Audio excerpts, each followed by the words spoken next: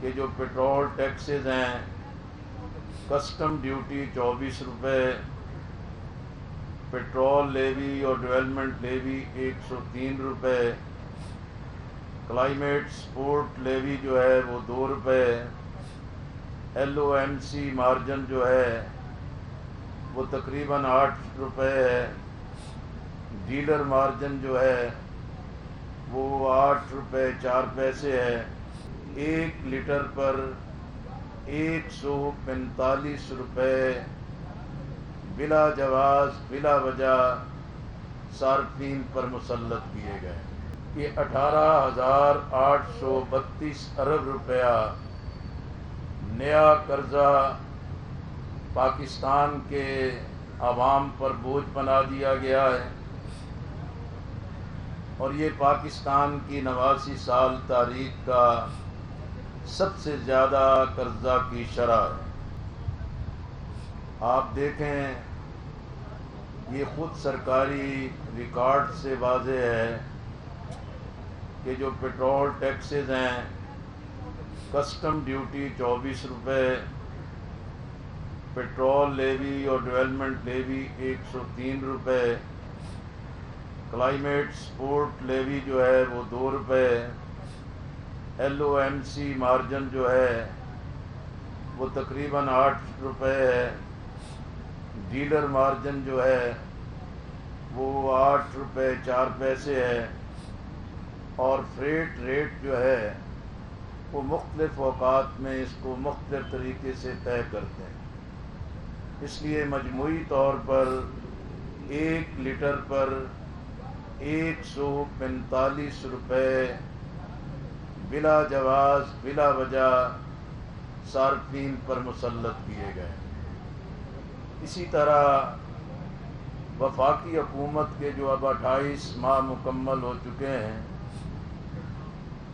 اور عالمی اداروں کے ساتھ بھی جو ان کے معاہدات ہوئے ہیں، دوست ممالک سے بھی تعاون حاصل کیا گیا ہے، لیکن عملاً صورتحال یہ ہے کہ 18,832 ارب روپیہ نیا قرضہ پاکستان کے عوام پر بوجھ بنا دیا گیا ہے، اور یہ پاکستان کی 89 سال تاریخ کا سب سے زیادہ قرضہ کی شرح ہے۔ اسی طرح آپ اس کا تجزیہ کریں تو 22 ارب 40 کروڑ روپے کا قرضہ روزانہ پاکستان پر چڑھتا ہے۔ اسی طرح کفایت شاری کے دعوے کیے گئے، لیکن حکومتی اخراجات جو ہیں 159% بڑھ گئے۔ اس وقت 42 ارب روپے سے بڑھ کر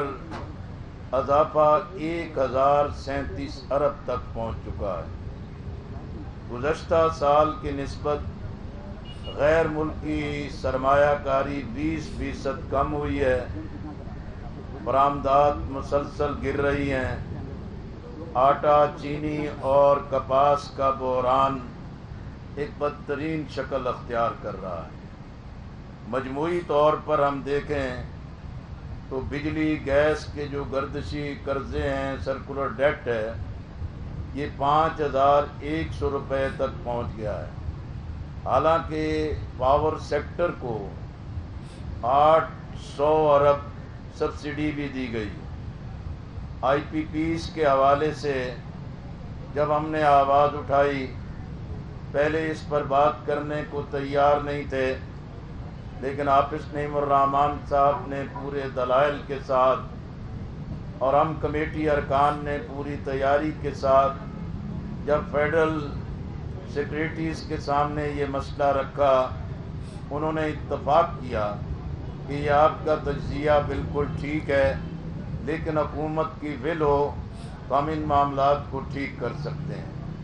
اس دباؤ پر حکومت نے آئی پی پیز کے معاملات کو زیر بحث لائے، جس کی بنیاد پر چند آئی پی پیز کے معاملات کو طے کر دیا گیا، لیکن باقی جو پریشر آ گیا اس کی وجہ یہ تھی کہ اس سے اب اتحادی حکومت کے جو پارٹنرز ہیں، اپوزیشن جماعت کے جو پارٹنرز ہیں، ان کے جو آئی پی پیز ہیں، پروجیکٹس ہیں، ان پر جب زد آنے لگی تو اتحادی حکومت کے پارٹنر جو ہیں ایک دوسرے کو بلیک میل کرنے لگ گئے، اور یہ معاملہ پھر عوام پر ایک بوجھ کی صورت میں قائم رکھا گیا۔ اب مسئلہ یہ ہے کہ حکمران اپنی عیاشیاں چھوڑنے کو تیار نہیں اور سرکاری پروٹوکولز ترک کرنے کے لیے تیار نہیں۔ آخر اس ساری صورتحال پر عوام کیوں خاموش رہے؟ عام آدمی پس رہا ہے، غریب آدمی زندہ درگور ہو رہا ہے، نوجوان اپنے مستقبل سے مایوس ہو رہا ہے، والدین کی پریشانیاں بڑھتی جا رہی ہیں، عام آدمی دن رات محنت کرتا ہے لیکن اس کو زندگی کا جب سکون نہیں مل رہا،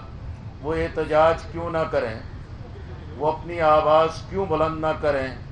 اور جماعت اسلامی ان کے جذبات کی ترجمان کیوں نہ بنے؟ لوگ اس دباؤ میں گھٹ گھٹ کے کیوں مریں؟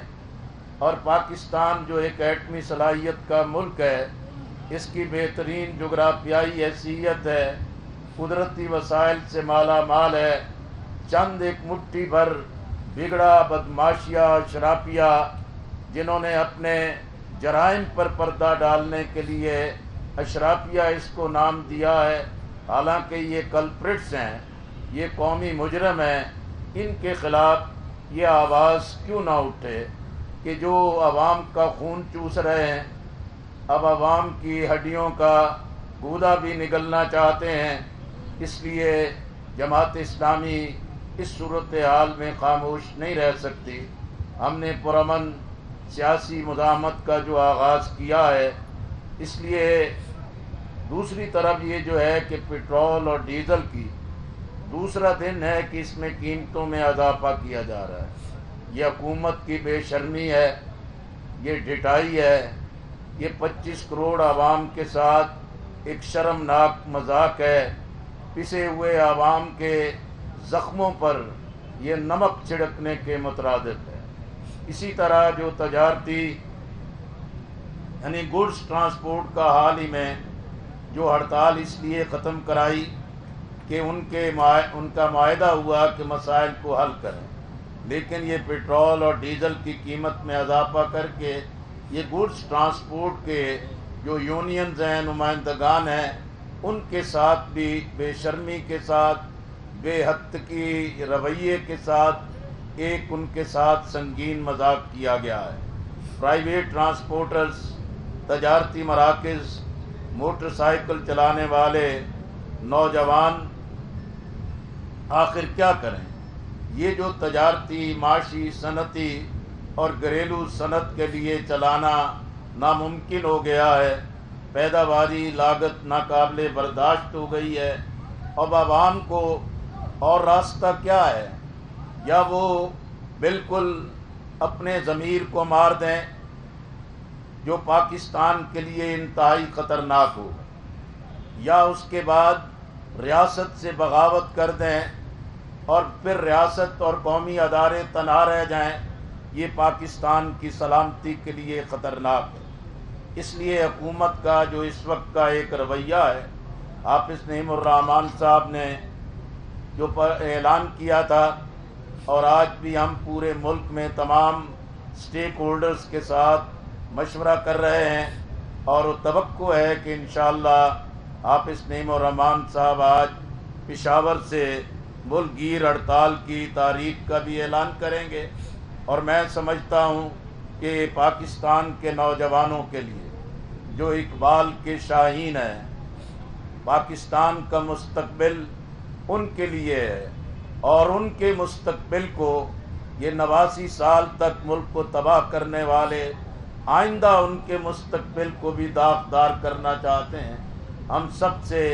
اپیل کرتے ہیں، دعوت دیتے ہیں، قوم کے بیٹوں اور بیٹیوں کو دعوت دیتے ہیں کہ آؤ، آپ کے لیے